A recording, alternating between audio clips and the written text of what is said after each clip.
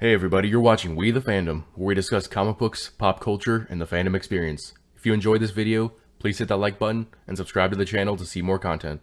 How's it going, everybody? Jacob here at We the Fandom. I just saw Venom 2, and so I wanted to make this video giving my overall opinion on the film, going through some of the plot, as well as talking about that post-credit scene. So first off, the film was pretty damn good. In some ways, it was a little worse than the first film. In some ways, it was better. It was worse in that there was more comedy in the film, which, apart from every other superhero film out there right now, Venom should really be its own thing. You really don't see much comedy in a Venom comic. Eddie Brock and Venom argue with each other, but they don't really quip in the same way that they do in the film. It was better in that they were a little bit more comic book accurate with the stories that they used from the comics for this film. So in the movie, Venom and Eddie Brock are already having issues with each other, even though at the end of the last film they seemed like they were going to be best buddies. And this animosity is due to the fact that Eddie doesn't let Venom eat bad guys. In fact, they don't even really fight crime because Eddie has decided that he just wants to live a normal life. But Venom is tired of just sitting around, and he's also hungry because he's been forced to only eat chickens, which don't give him the chemical that he needs from the human brain. These issues will build up to about the midpoint of the movie, where Venom leaves Eddie and ends up jumping from host to host because none of them are as good a match. Of course, the villain of the film is Carnage, aka Cletus Cassidy, and through having a talk with Eddie, as well as flashbacks we see when Eddie reads a letter that Cletus sent him, we get his backstory. How he was abused by his relatives as a child, leading to him killing them, being sent to St. Estes, and going on to become a murderer, which is all torn from the pages of Marvel Comics, and I give Sony a lot of credit there for sticking so close to his origin story. Where they deviate is in introducing the secondary villain Shriek,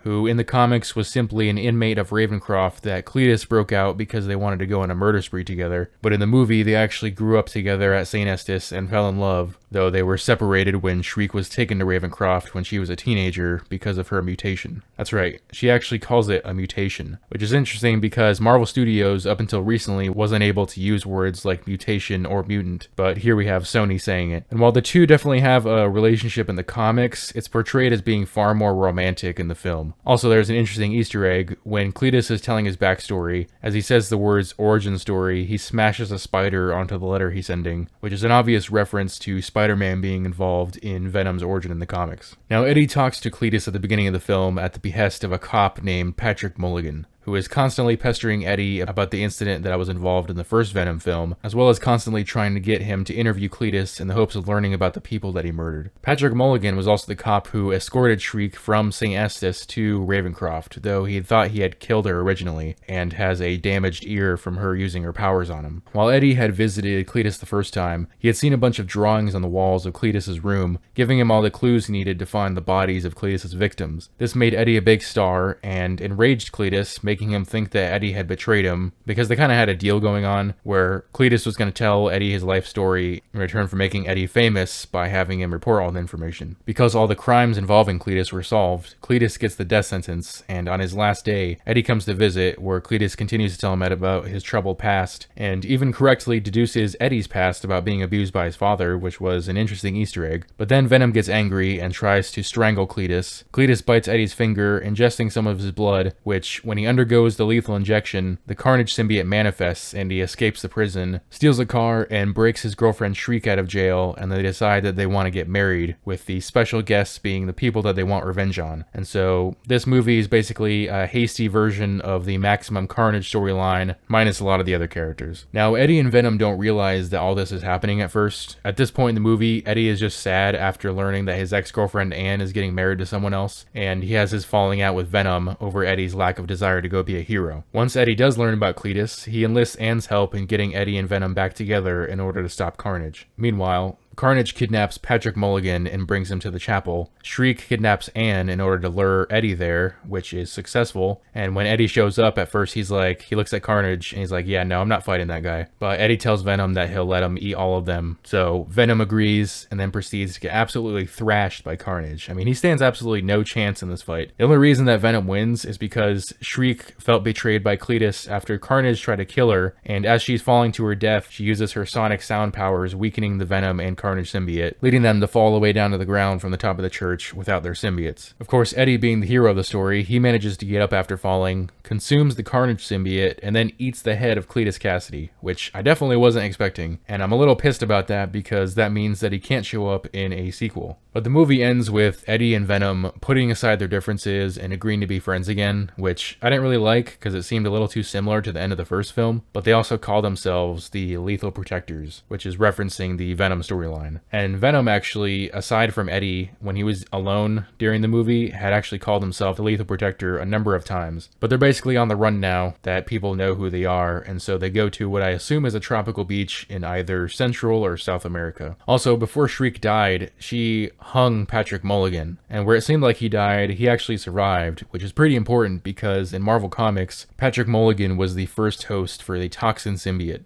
Toxin being the offspring of Carnage. So it looks like we'll probably see him as a symbiote host in the next Venom film. Now, the main problem that I had with the movie is what they did with Cletus Cassidy at the end of the film. He was doing so well for a while, acting just like you would expect Carnage to act, but at the very end, just before Venom kills him, he starts talking about how everything that he did was because of his childhood, because he was abused, and at that point, I just got frustrated. They turned Carnage into the classic trope of the sympathetic villain who you're supposed to feel bad for because of their childhood. Yes, Cletus did have a rough childhood in the comics, but it's also been well established over the past few decades that Cletus is just evil at his core. He loves murder, he loves chaos for the sake of chaos. In more recent comics, it's even been established that evil is literally in his blood, as his ancestor was influenced by Null the symbiote god, and that crazy seemed to spread through every generation of the Cassidy line. But other than that, I didn't have many complaints. It was a good movie. Now let's talk about that post-credit scene. So we already know Eddie and Venom are at that tropical island or beach somewhere in Central or South America. They're laying on a bed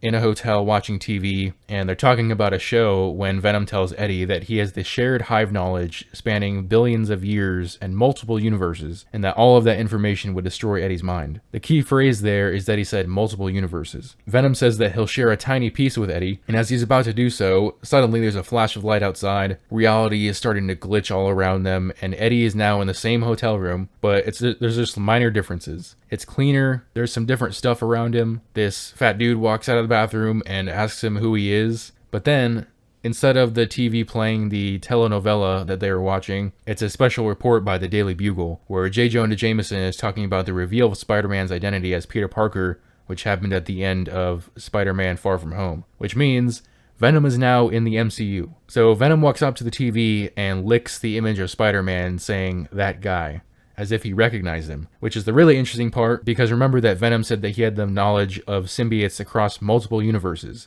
meaning it's possible that he's referencing an alternate universe Venom that has met Spider-Man before, which we know happened in the Sam Raimi Spider-Man 3. So I'm really excited about the future of Spider-Man and Venom. It is kind of sad that they already got rid of Carnage, but maybe it's possible he'll return through the multiverse or something. But if you guys have seen Venom 2, tell me what you thought about it in the comment section below. Also, let me know about the theories you have about Venom in the MCU. As always, if you enjoyed this video, please leave a like and subscribe to the channel. Also, hit that notification bell so you never miss a new video.